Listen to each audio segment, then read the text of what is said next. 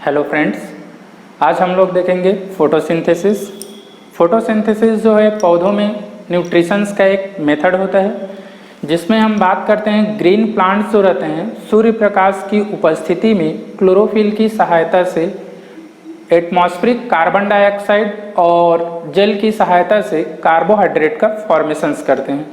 तो ये जो प्रोसेस है इसके लिए हम बात करते हैं। एक्चुअल में फोटोसिंथेसिस जो होता है ये जैव रासायनिक क्रियाएं होती हैं जिसमें हम बात करते हैं जीवित जीवों के शरीर के अंदर ये प्रोसेस होता है। और हम बात करते हैं इसके लिए क्या होता है, एक लाइट सोर्स या एनर्जी सोर्स की आवश्यकता होती है। तो हम बात करते हैं सबसे पहले इसमें फोटोसिंथेसिस में जो डेफिनेशंस है, तो डेफिनेशन हम लोग इक्वेशन के बेसिस पर बात करते हैं। फोटोसिंथेसिस जो रहता है इसकी इक्वेशन हम बात करें तो कार्बन डाइऑक्साइड H2O यूज़ करेंगे, यहाँ पर होता है सनलाइट और हम बात करते हैं क्लोरोफिल की। तो इसके अकॉर्डिंग हम सिंपल डेफिनेशंस बता सकते हैं।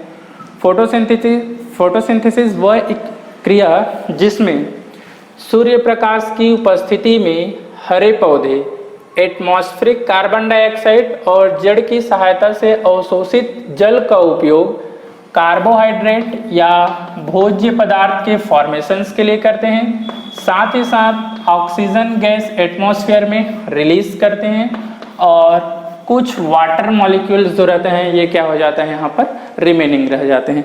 तो अगर हम इक्वेशन बैलेंस कर रहे हैं तो कार्बन डाइऑक्साइड जो रहता है इसके 6 मॉलिक्यूल्स रहेंगे, वाटर के यहाँ पर 12 मॉलिक्यूल्स यूज होते हैं, कार्बोहाइड्रेट के 1 मॉलिक्यूल्स फॉर्म होंगे, 6 मॉलिक्यूल ऑक्सीजन रिलीज होंगे और 6 मॉलिक्यूल H2O यहाँ पर रिमेनिंग रहेंगे। तो जैसे हम बात करें इस इक्वेशंस की, इक्वेशन 2 तरह की यूज होता है। पहले लोअर क्लासेस की हम बात कर रहे हैं, यहाँ वाटर मॉलिक्यूल्स जो है वो 6 लिया रहता है, तो यहाँ पर 6 मॉलिक्यूल नहीं बचेंगे। अगर हम 12 मॉलिक्यूल्स ले रहे हैं तो इसका मतलब जो है 6 मॉलिक्यूल का H2O जो रहे रिमेनिंग रहेगा। तो हम ये सिंपल याद रख सकते हैं, यहाँ पर जो मॉलिक्यूल्स होंगे 6 इसके रहते हैं। अगर हम इसको 6 ले रहे हैं तो ये भी 6 रहेगा और ये यहाँ पर नहीं बचेगा। लेकिन हम बात करते हैं पौधों में वाटर जो रहता है वो एक्सेस अमाउंट में होता है, इसलिए वाटर भी हम एक्सेस लेंगे, 12 मॉलिक्यूल्स लेते हैं जिसमें 6 मॉलिक्यूल्स जो H2O है वो रिमेनिंग रहेगा। नेक्स्ट हम बात करते हैं इस इक्वेशंस में जो रिक्वायर्ड सब्सटेंस है इसकी बात कर रहे हैं। तो देखिए सबसे पहले तो हम बात कर रहे हैं यहाँ पर एक कंपाउंड जो है जो यूज हो रहा है वो कार्बन डाइऑक्साइड है। सेकेंड हम बात कर रहे हैं यहाँ पर H2O है। थर्ड हम बात कर रहे हैं यहाँ पर सनलाइट और फोर्थ हम बात कर रहे हैं यहाँ पर आ जाएगा क्लोरोफिल। तो फोटोसिंथेसिस के लिए ये 4 फैक्टर जो है वो बहुत ही इंपॉर्टेंट है। कौन कौन से? कार्बन डाइऑक्साइड, H2O, सनलाइट और क्लोरोफिल। सबसे पहले हम बात कर रहे हैं बहुत सिंपल क्वेश्चन, कॉम्पिटिटिव एग्जाम में हम बात करते हैं जो पूछे जाते हैं कि फोटोसिंथेसिस की जो रिएक्शंस होते हैं उसमें ऑक्सीडेशन किसका होता है और रिडक्शन किसका होता है। तो देखिए हम बात कर रहे हैं H2O का। H2O का यहाँ पर होता है ऑक्सीडेशन होता है। ऑक्सीडेशन इसलिए क्योंकि यहाँ से हाइड्रोजन जो रहता है ये क्या हो जाता है, मुक्त हो जाता है, रिलीज हो जाता है। तो हाइड्रोजन का जुड़ना जो रहता है वो रिडक्शन अपचयन कहलाता है और हाइड्रोजन का निकलना क्या कहलाएगा, ऑक्सीडेशन या ऑक्सीकरण। जस्ट अपोजिट ऑक्सीजन के टर्म में यूज करते हैं तो ऑक्सीजन का जुड़ना ऑक्सीकरण और ऑक्सीजन का निकलना रिडक्शन। तो हम बात कर रहे हैं यहाँ पर हाइड्रोजन निकल रहा है, इसका मतलब यहाँ पर होगा इसका ऑक्सीकरण, ऑक्सीडेशन होता है। और यहाँ पर ये हाइड्रोजन ऐड होता है कार्बन डाइऑक्साइड में, इसका मतलब यहाँ पर इसका क्या हो रहा है, रिडक्शन हो रहा है। तो याद रखिएगा फोटोसिंथेसिस की जो रिएक्शन होता है इसमें कार्बन डाइऑक्साइड का होता है रिडक्शन और H2O का जल का होता है ऑक्सीडेशन होता है, ऑक्सीकरण होता है। सनलाइट की अगर हम बात करते हैं तो सनलाइट जो रहता है यहाँ पर हम बात कर सकते हैं विजिबल लाइट यूज होता है। विजिबल लाइट मतलब हम बात कर रहे हैं इसके लिए एक्चुअल में जो एंगस्ट्रॉम की अगर बात करें तो विजिबल लाइट जो रहता है 3800 एंगस्ट्रॉम 2 रहता है, यहाँ पर 8100 एंगस्ट्रॉम के बीच रहेगा यहाँ पर। या फिर नैनोमीटर में लेते हैं तो 380 nm से हम बात करते हैं, कहाँ तक जाएगा 800 या 810 nm ले सकते हैं। ठीक है, दोनों ही यूनिट याद रखिएगा, कभी कभी nm में पूछता है, कभी कभी एंगस्ट्रॉम में पूछता है। तो विजुअल लाइट जो हम बात कर रहे हैं, जो फोटोसिंथेसिस के लिए यूज होता है, इसकी हम रेंज बताते हैं। ये कैसा रहता है 3800 एंगस्ट्रॉम से 8100, या फिर हम 60 में बोल देते हैं 400 से 800 एंगस्ट्रॉम की जो बीच की लाइट रहती है, ये लाइट किसके लिए यूज होता है, विजुअल लाइट, जिसको हम देख पाते हैं, वैजानी ही पिनाला जो विबग्योर बोल रहे हैं, इसके लिए यूज होता है, जो प्रकाश संश्लेषण में जनरली यूज होगा। अब इस लाइट के लिए हम थोड़ा सा आगे डिफाइन करेंगे, अभी फिलहाल इंट्रो जैसे बात कर रहे हैं इसके लिए। क्लोरोफिल की बात करते हैं। क्लोरोफिल जो रहते हैं सभी हरे पौधों में उपस्थित होते हैं, जहां पर ये लाइट को एब्जॉर्ब करते हैं। एब्जॉर्ब करने के बाद ये क्या करता है, एक्टिव हो जाता है, सक्रिय अवस्था में होता है, आ जाएगा, और सक्रिय अवस्था में आने के बाद ये इलेक्ट्रॉन मुक्त करता है। ये इलेक्ट्रॉन जो रहता है ये जल को क्या करता है, ब्रेक करता है, तोड़ता है, जिससे यहाँ पर ऑक्सीजन रिलीज होगा, और ऑक्सीजन के साथ साथ वहाँ पर जो हाइड्रोजन एटम रहता है ये फोटॉन के फॉर्म में रिलीज होगा। अब ये प्रोटॉन के फॉर्म में, ये प्रोटॉन और इलेक्ट्रॉन जो रहता है फिर आगे एसिमिलेटरी पावर बनाता है। उस पावर का यूज हम कार्बन डाइऑक्साइड को कार्बोहाइड्रेट में कन्वर्ट करने के लिए यूज करते हैं। तो पहले तो हम बात कर रहे हैं इसके डेफिनेशंस और इंट्रोडक्शन वाले पार्ट्स की, जिसमें तुम लोगों को केवल इतना ही याद रखना है, प्रकाश संश्लेषण ये क्या है, एक जैव रासायनिक क्रिया है, बायोकेमिकल रिएक्शंस होती हैं, जिसमें कार्बन डाइऑक्साइड, वाटर, क्लोरोफिल और सनलाइट, इनकी आवश्यकता होती है। अब हम बात कर रहे हैं इसमें फोटोसिंथेसिस की जो एक्सपेरिमेंट, या हम बात कर रहे हैं इसमें कुछ साइंटिस्ट जो इन्वॉल्व हैं, इनकी बात कर रहे हैं। तो इसकी फोटोसिंथेसिस से रिलेटेड जो साइंटिस्ट हैं, जिनको याद रखना है, इससे रिलेटेड क्वेश्चन बन सकते हैं। सबसे पहले तो हम बात कर रहे हैं यहाँ पर फर्स्ट साइंटिस्ट जो है ये है प्रिस्टले। प्रिस्टले जो है इन्होंने एक एक्सपेरिमेंट्स किया था। एक्सपेरिमेंट इसमें हम बात करते हैं सिंपल जो था, इन्होंने एक पॉट लिया था, गमला, इसके बाद इन्होंने क्या किया, रेत लिया, चूहा, एक कैंडल लिया, और इसके बाद हम बात करते हैं एक जार लिया, बेल जार जैसा जो रहता है, जार की बात कर रहे हैं। ये इस तरह से इतने को इन्होंने लिया। प्रिस्टले के एक्सपेरिमेंट हम सिंपल बात करते हैं, इस तरह से उन्होंने एक जार रखा, इस जार में क्या किया, ये जो पॉट है, गमला, इसको ये इस तरह से इन्होंने रख दिया, ये प्लांट है समझो। यहाँ पर क्या किया, पहले पॉट को अकेले रखा, तो उन्होंने देखा कि ये पौधे जो है वो क्या हो गया, डेड हो गया। इसके बाद इन्होंने क्या किया, यहाँ पर एक रेट जो है चूहा, इसको रखा। रेट को जब रखा तो उन्होंने देखा कि ये क्या किया, जब दोनों एक साथ यहाँ पर था तो ये दोनों सरवाइव कर रहे थे। इसका मतलब ये हुआ कि इसको जो रिक्वायर्ड मटेरियल है, जैसे ब्रीदिंग के लिए ऑक्सीजन चाहिए तो ये प्रोवाइड कर रहा था, और इसको जो कार्बन डाइऑक्साइड चाहिए वो कहाँ से मिल रहा था, इसको चूहे से।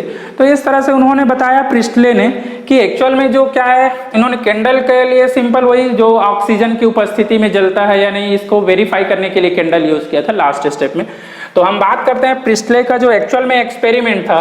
प्रिस्टले ने क्या बताया, जो ग्रीन प्लांट्स होते हैं, हम बात कर रहे हैं किसकी, ग्रीन प्लांट्स जो होते हैं, ये क्या करते हैं, green plants atmosphere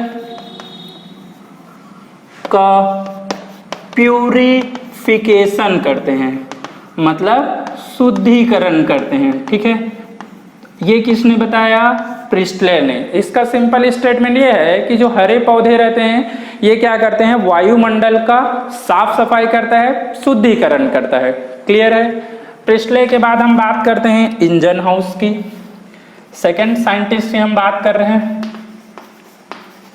engine house. Engine house ने क्या किया, प्रिस्टले का जो एक्सपेरिमेंट है इसी एक्सपेरिमेंट को कॉपी किया और कुछ नया नहीं बताया। उन्होंने बताया हरे पौधे जो रहते हैं एटमॉस्फेयर का शुद्धिकरण तो करते हैं, बट इसके लिए एक कंडीशन यह है कि ये शुद्धिकरण तभी होगा जब वहां पर क्या होगा, लाइट प्रेजेंस होगा। तो हम बात करते हैं यहाँ प्यूरिफिकेशन की क्रिया कब होती है, दिन में होती है, ये बोल सकते हैं दिन में होती है। या फिर हम बात कर रहे हैं यहाँ पर लाइट जो होता है ये क्या होता है, प्रकाश आवश्यक होता है। ये किसने बताया, इंजनहाउस ने बताया। मतलब इन्होंने कुछ नए काम नहीं किया, केवल दूसरे साइंटिस्ट जो था उसका कॉपी किया और उसी के लिए नया पॉइंट्स ऐड कर दिया। वो ये कि प्यूरिफिकेशन जो हो रहा है वो एक्चुअल में किस में होता है, दिन में होता है। थर्ड हम बात करते हैं सेनेवियर के लिए। सेनेवियर ने अब इन्होंने डिफाइन किया कि एक्चुअल में जो ग्रीन प्लांट्स होते हैं, हरे पादप होते हैं, ग्रीन प्लांट्स क्या करते हैं, कार्बन डाइऑक्साइड एक्सेप्ट करते हैं, ग्रहण करते हैं, और ऑक्सीजन जो रहता है इसको क्या करते हैं, रिलीज करते हैं। क्लियर है। तो सेनेवियर ने इसमें एक नया पॉइंट ऐड कर दिया, या यूं बोले कि जो पहले का स्टेटमेंट है उसको डिफाइन किया। जैसे हम बोल रहे हैं कि हरे पौधे शुद्धिकरण का काम करता है, तो उसको उन्होंने डिफाइन किया। शुद्धिकरण मतलब जो वायुमंडल में अशुद्धियां हैं, कार्बन डाइऑक्साइड है, उसको तो ये ग्रहण कर रहे हैं, और जो उपयोगी गैसें हैं जैसे ऑक्सीजन है उसको वायुमंडल में ये क्या कर रहे हैं, रिलीज कर रहे हैं, मुक्त कर रहे हैं। तो ये पॉइंट इन्होंने बताया सेनेवियर ने। नेक्स्ट हम बात करते हैं, सेनेवियर के बाद आता है ब्लैकमैन्स की बात करते हैं, काला आदमी, ब्लैकमैन। जैसा कि नाम ब्लैकमैन है तो इसके पॉइंट्स की हम बात करते हैं। एक्चुअल में इन्होंने आगे हम लोग देखेंगे डार्क रिएक्शन भी दिया था, बट अभी हम लोग यहाँ पर बताते हैं ब्लैकमैन ने ये डिफाइन किया कि जो फोटोसिंथेसिस की क्रिया है ये एक्चुअल में क्या है, एक रासायनिक क्रिया नहीं है, बल्कि इन्होंने ये बताया कि फोटोसिंथेसिस एक क्या है, बायोकेमिकल रिएक्शन है, मतलब जैव रासायनिक क्रिया है। तो इन्होंने ये बताया फोटोसिंथेसिस एक बायोकेमिकल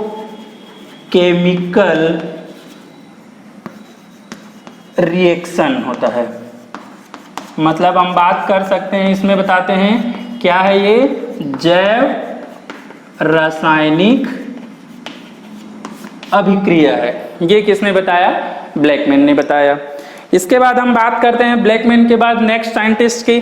तो नेक्स्ट साइंटिस्ट ने याद रखना है 5th नंबर में, यहाँ पर आएगा स्टाल एंड वेल स्टार्टर की बात करते हैं। 5th की वेल स्टार्टर एंड स्टाल की बात कर रहे हैं। इन्होंने क्या डिफाइन किया, इन्होंने डिफाइन किया कि फोटोसिंथेसिस केवल हरे पौधों में होता है, हरे पौधों में होता है। इसका मतलब ये हुआ कि इन्होंने क्या किया, फोटोसिंथेसिस के लिए क्लोरोफिल की इंपॉर्टेंस को डिफाइन किया। ठीक है, किसको डिफाइन किया, क्लोरोफिल की इंपॉर्टेंस को परिभाषित किया। ठीक है, तो ये याद रख सकते हैं, बहुत ही सिंपल है। किसने डिफाइन किया, well starter and stall. Next हम बात करते हैं, यहां पर आता है हिल की। हिल, इन्होंने हम बात करते हैं, एक तो यहां पर तुम लोगों को याद रखना है लाइट रिएक्शन दिया। लाइट रिएक्शन के साथ साथ इन्होंने ये भी बताया कि प्रकाश संश्लेषण की क्रिया में जो ऑक्सीजन गैस उत्सर्जित होती है वो ऑक्सीजन गैस एक्चुअल में कहां से उत्सर्जित होती है, वाटर मॉलिक्यूल से रिलीज होती है। तो हम बात करते हैं, इन्होंने बताया ऑक्सीजन गैस H2O से मुक्त होती है। ठीक है, ये किसने बताया, हिल ने बताया। अब हिल जो है, जो इन्होंने डिफाइन किया, इसका एक्सपेरिमेंटल प्रूफ बोलते हैं, प्रायोगिक सत्यापन। इसको किए रूबेन एंड कॉमेन ने किए, ठीक है। तो हम बात करते हैं नेक्स्ट साइंटिस्ट की, ये है रूबेन एंड कॉमेन ने। इन्होंने एक टेक्निक दिया, टेक्निक का नाम है ट्रेसर टेक्निक। इस ट्रेसर टेक्निक की सहायता से इन्होंने ये डिफाइन किया कि एक्चुअल में ऑक्सीजन गैस जो है वो वाटर मॉलिक्यूल से आ रही है या फिर कार्बन डाइऑक्साइड मॉलिक्यूल से आ रही है। तो इसको डिफाइन किसने किया? रूबेन एंड कॉमेन ने डिफाइन किया। अब इसके लिए उन्होंने क्या किया, ऑक्सीजन जो होता है वो 8-16 होता है, जो नॉर्मल ऑक्सीजन होता है। इसकी जगह रूबेन और कॉमेन जो है जब एक्सपेरिमेंट कर रहे थे तो 8-16 की जगह उन्होंने ऑक्सीजन यूज किया 8-18 यूज किया, जो उसके समस्थानिक है, आइसोटोप्स हैं। तो उसके बेसिस पर उन्होंने ट्रेस किया कि एक्चुअल में जो ऑक्सीजन गैस निकल रही है, उत्सर्जित हो रही है, वो 8-16 वाला है या 8-18। तो इस तरह से उन्होंने सिंपल इसको क्लियरिफाई किया कि एक्चुअल में जो ऑक्सीजन गैस रिलीज हो रहा है वो कहाँ से उत्सर्जित हो रहा है? वाटर मॉलिक्यूल से उत्सर्जित हो रहा है। तो इस तरह से नेक्स्ट हम बात करते हैं मेल्विन केल्विन की बात करते हैं। मेल्विन केल्विन इन्होंने क्या किया था, C3 साइकिल दिया, मैकेनिज्म्स आगे देखेंगे। और नेक्स्ट हम बात करते हैं हैच एंड स्लेक की बात करते हैं। हैच एंड स्लेक की बात करते हैं तो इन्होंने क्या किया था, C4 साइकिल डिफाइन किया था।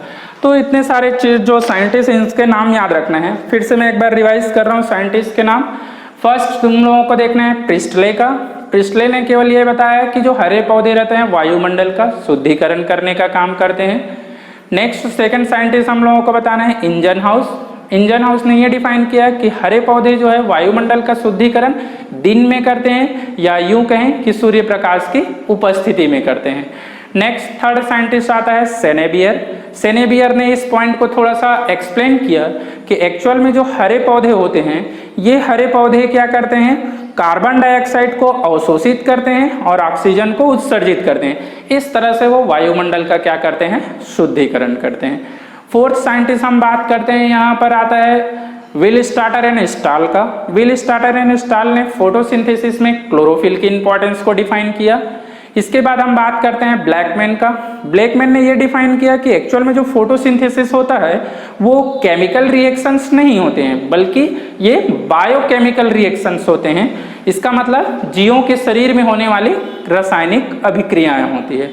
इसके अलावा ब्लैकमैन ने एक और पॉइंट बताया था जो डार्क रिएक्शन है। अभी हम फोटोसिंथेसिस की स्टेप देखेंगे, उसमें इसको डिफाइन करेंगे।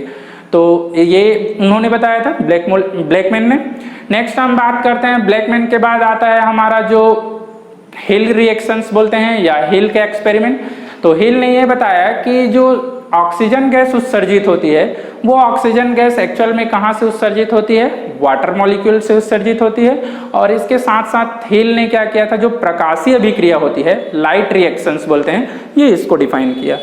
नेक्स्ट हम बात करते हैं जो एक्सपेरिमेंटल प्रूफ है हिल रिएक्शंस का, तो उसको डिफाइन किया था रूबेन एंड कॉमेन ने, जिन्होंने एक ट्रेसर टेक्निक का विकास किया था। और इस ट्रेसर टेक्निक से उन्होंने ऑक्सीजन के समस्थानिक का उपयोग करके ये उन्होंने डिफाइन किया कि एक्चुअल में ऑक्सीजन जो है वो वाटर मॉलिक्यूल से उत्सर्जित होगा।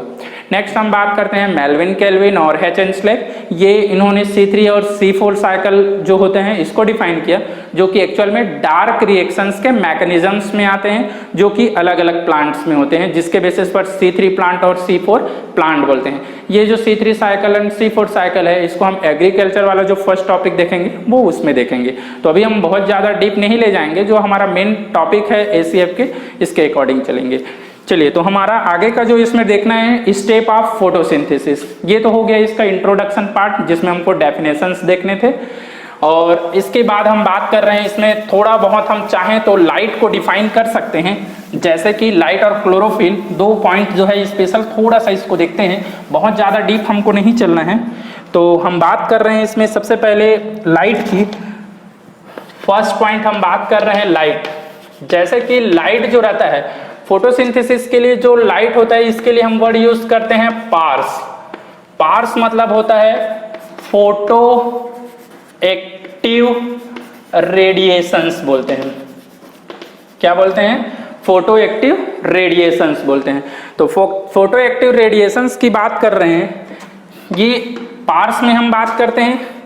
इसकी जो रेंज होता है, तो इसकी जो रेंज हम बात करते हैं ये कितना होता है?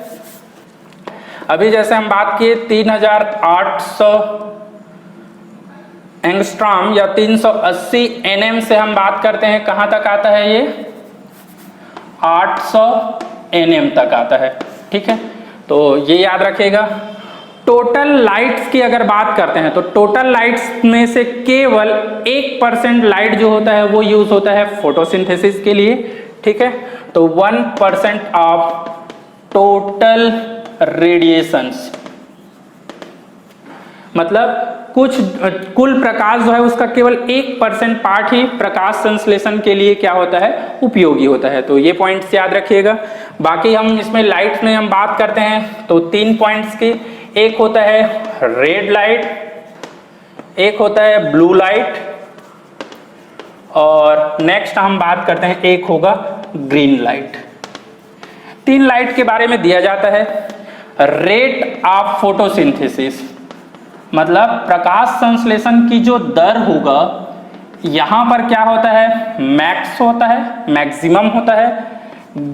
यहां पर हम बात कर रहे हैं ब्लू लाइट में क्या होता है? मिनिमम होता है। और ग्रीन लाइट में हम बात करते हैं, यहां पर क्या होगा?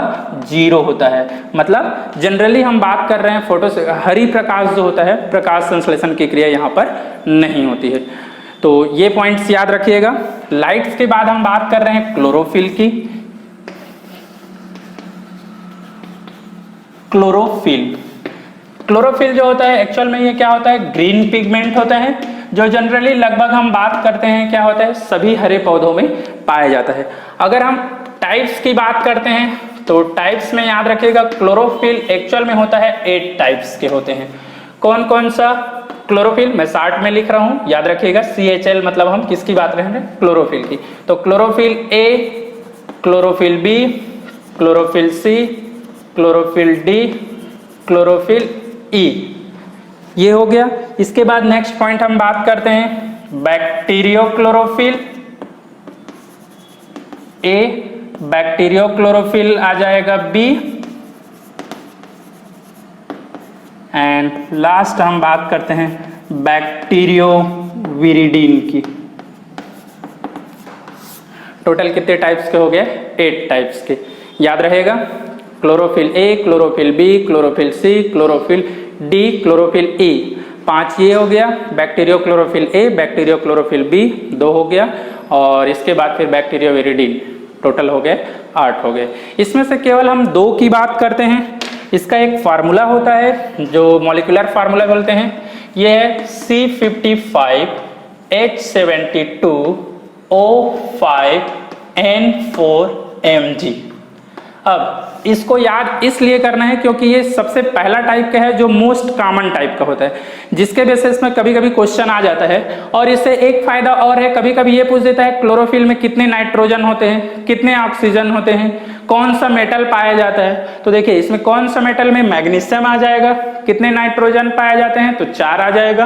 क्लोरोफिल A रहा तो 5 ऑक्सीजन होगा, और फिर ये तो एक कार्बन और हाइड्रोजन का याद रख सकते हैं। तो अब हम बात कर रहे हैं क्लोरोफिल B की। तो इन दोनों में फर्क क्या होता है?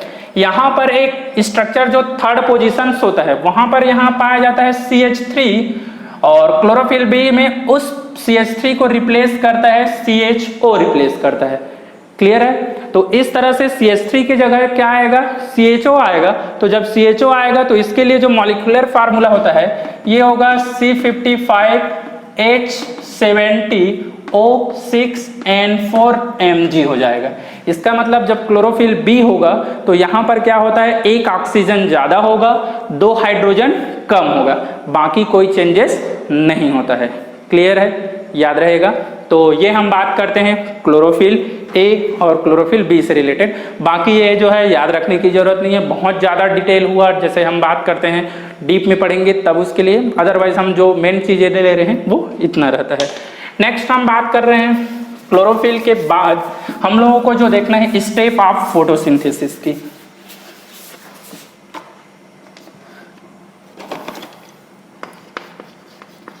Steps of photosynthesis.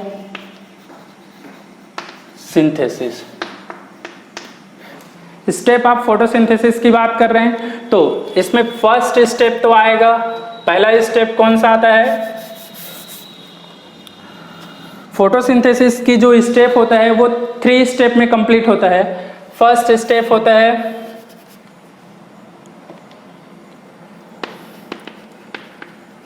Absorption of light and activation of chlorophyll, पहला पॉइंट। सेकेंड पॉइंट हम बात करते हैं फोटोलिसिस ऑफ H2O।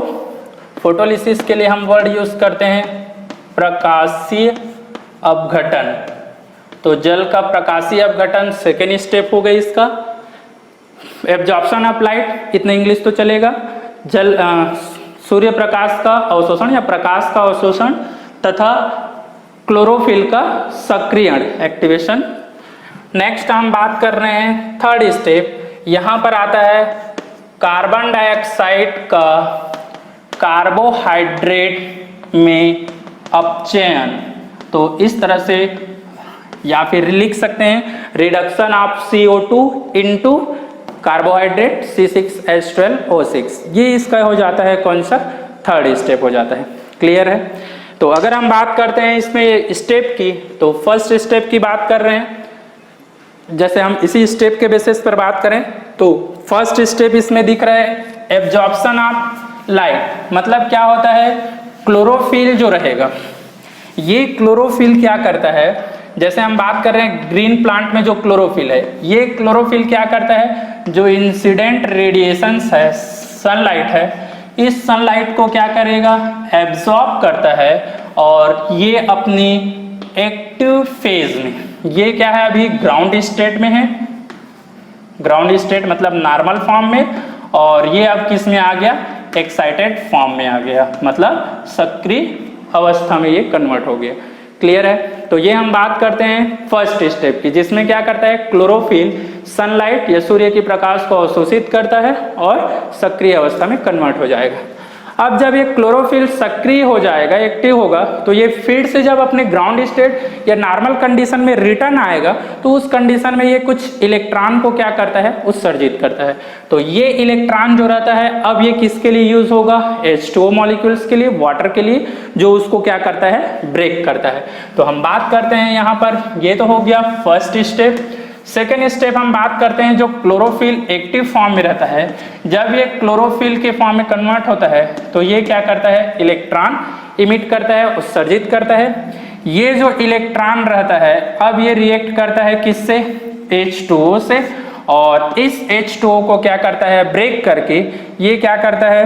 या इसको एनर्जी प्रोवाइड करता है ब्रेक डाउन्स के लिए। तो हम बात करते हैं इस इलेक्ट्रॉन की वजह से सेकेंड स्टेप में क्या होता है? वाटर जो रहता है H प्लस और OH माइनस इस तरह से डिवाइड होगा, ये फिर से एक H प्लस डिवाइड करेगा, और जब एक प्रोटॉन और निकलेगा तो वो अभी माइनस सिंगल है, ये अब क्या हो जाएगा? O-2 में कन्वर्ट हो जाएगा इस तरह से। अब O-2 जो है ये इस तरह से, ये आगे क्या होगा?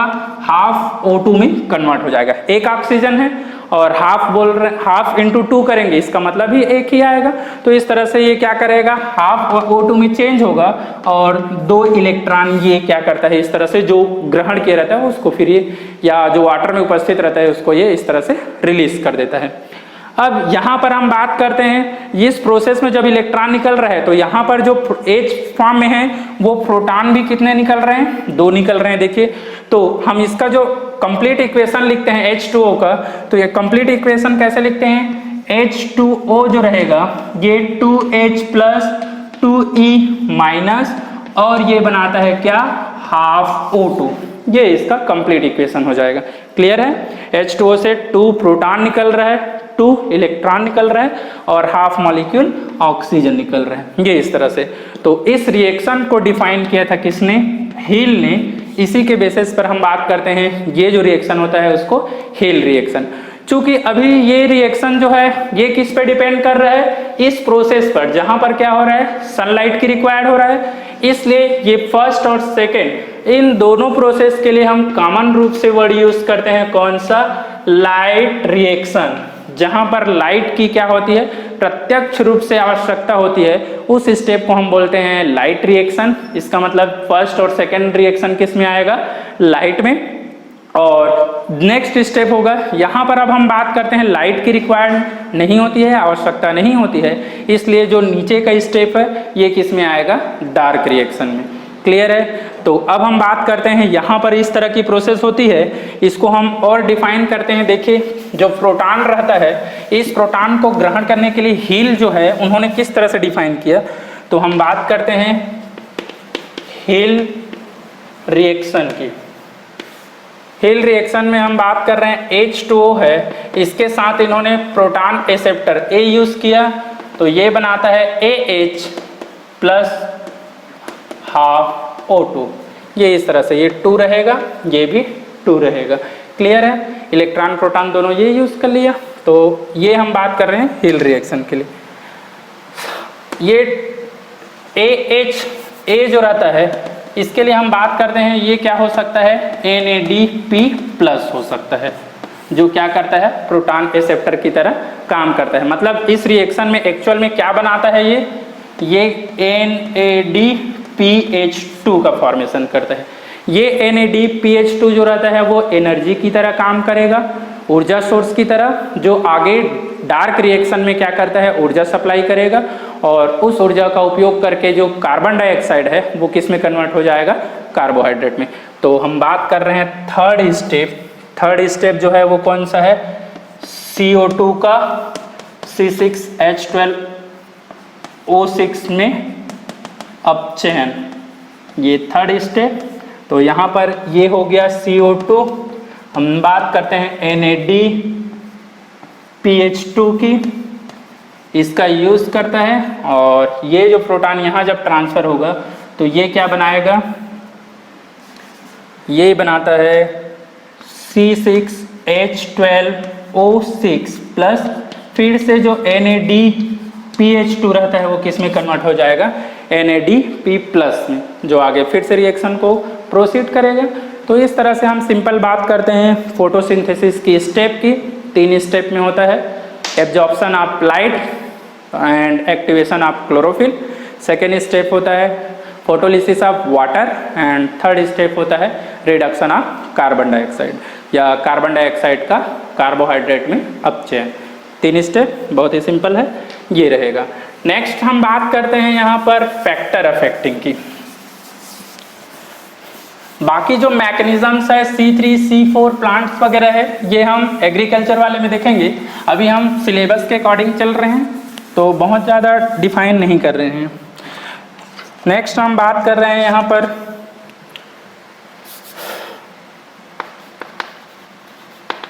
फैक्टर अफेक्टिंग टू फोटोसिंथेसिस, प्रकाश संश्लेषण को प्रभावित करने वाला कारक।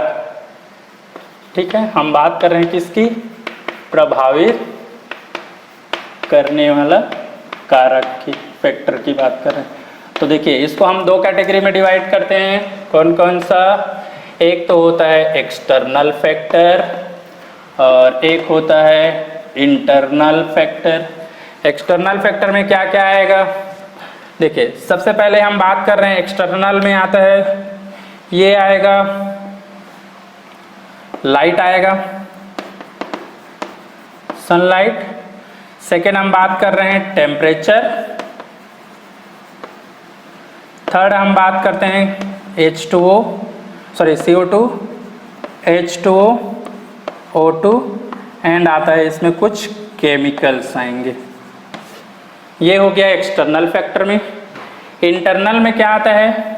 जो शरीर के अंदर हो, जैसे प्लांट में पाया जाता है chlorophyll. Next food material, plant के अंदर होगा क्योंकि इससे प्रिपेयर होता है फूड मटेरियल। एंड हम बात करते हैं इसकी क्या होता है, साइटोप्लाज्मिक कंटेंट होता है या साइटोप्लाज्मिक पदार्थ, कोशिकाद्रव्य पदार्थ बोल सकते हैं। ठीक है, तो ये इस तरह से फैक्टर अफेक्टिंग की बात करते हैं। एक्सटर्नल फैक्टर में सबसे पहले आता है सनलाइट। अभी हमने बात की सनलाइट जो रहता है सूर्य प्रकाश, इसमें ये क्या करता है, फोटोसिंथेसिस के लिए विजिबल लाइट का यूज करता है। तो विजिबल लाइट में हम बात करते हैं पार्ट्स की, फोटो एक्टिव रेडिएशंस की, जिसमें हम बात कर रहे हैं स्पेशली 3 टाइप्स ऑफ लाइट की जो विजिबल लाइट में है, एक रेड, एक ब्लू और एक हम बात कर रहे हैं ग्रीन। पहले ही देख चुके हैं, फिर से यहाँ पर डिफाइन करने की जरूरत नहीं है, चाहे तो इसको यहाँ लिख सकते हैं या फिर पहले जहाँ पे है। टेम्परेचर ये ध्यान रखिएगा, बहुत ही जरूरी क्वेश्चन जो है या इंपॉर्टेंट क्वेश्चन बात करें। टेम्परेचर, पौधों की सारी जो क्रियाएं हैं लगभग ये 25 से 35 डिग्री सेल्सियस में ही ऑपरेट होती है। इसका मतलब पौधों की जितनी भी क्रियाएं होंगी 25 से 35 डिग्री सेल्सियस के बीच वो क्रियाएं बहुत तीव्र गति से होगी या तेज दर से होगी। अगर इससे टेम्परेचर कम होता है या फिर ज़्यादा होता है तो दोनों ही कंडीशन में इसकी जो रिएक्शन की दर है वो धीरे धीरे क्या हो जाएगा, कम हो जाएगा, डिक्रीज हो जाएगा। क्लियर है। Next carbon dioxide. Carbon dioxide की हम एटमॉस्फेयर में परसेंटेज की बात करते हैं तो 0.03% ये क्या होता है, एटमॉस्फेयर में प्रेजेंट होता है। इसका मतलब अगर हम कार्बन डाइऑक्साइड की परसेंटेज धीरे धीरे क्या कर रहे हैं, बढ़ा रहे हैं, तो फोटोसिंथेसिस की रेट भी क्या होते जाएगा, धीरे धीरे बढ़ते जाएगा। लेकिन ये प्रोसेस जो होगा वो एक निश्चित सीमा तक होगा।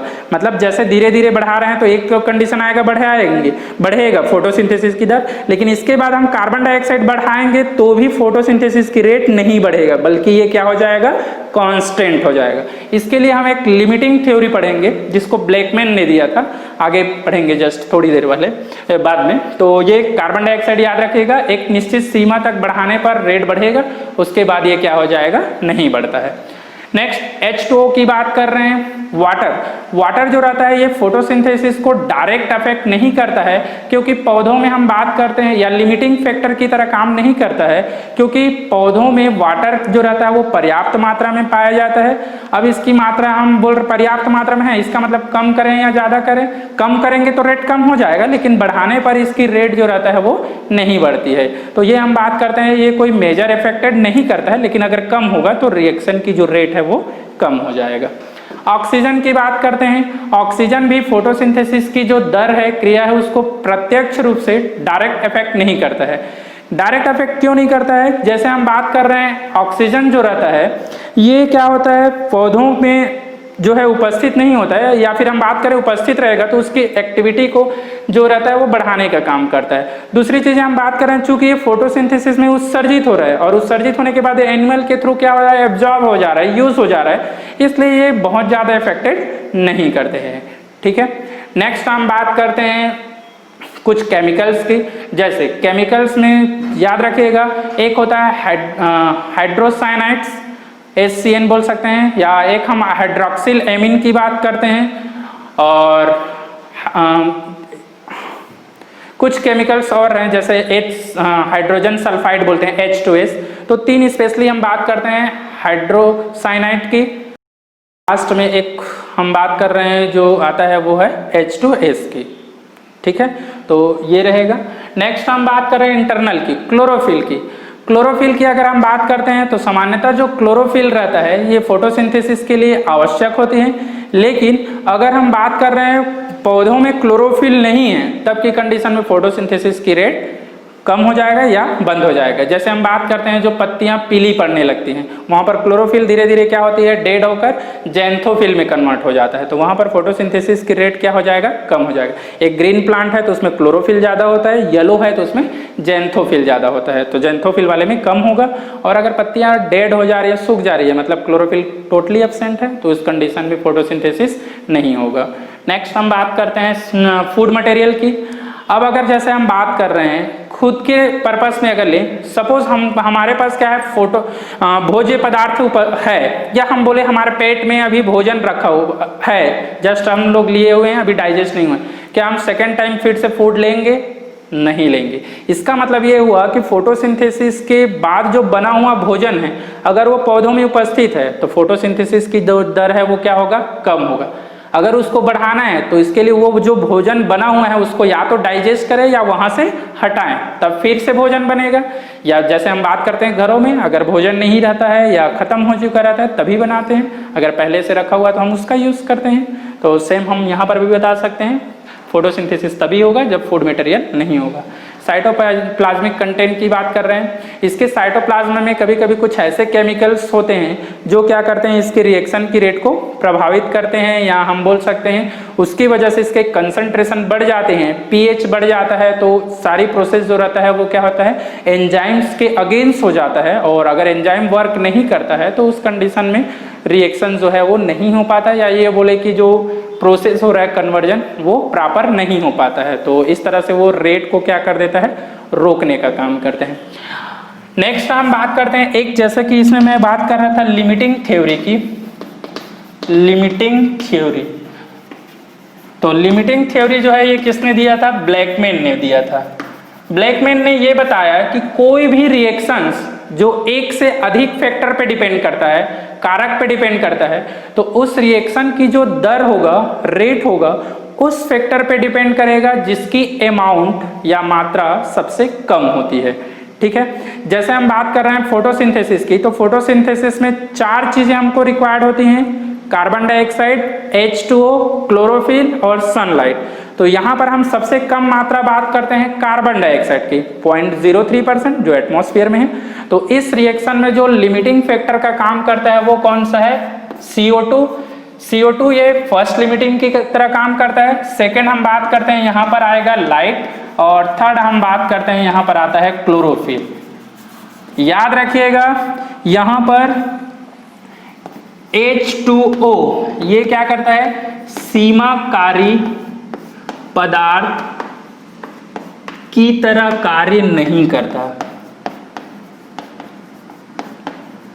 लिमिटिंग फैक्टर की तरह कार्य नहीं करता। क्यों नहीं करता? अभी हमने बताया कि जो H2O रहता है वो क्या होता है, पर्याप्त मात्रा में रहता है, इसकी कमी नहीं होती है, इसलिए क्या होता है, लिमिटिंग फैक्टर की तरह काम नहीं करता है।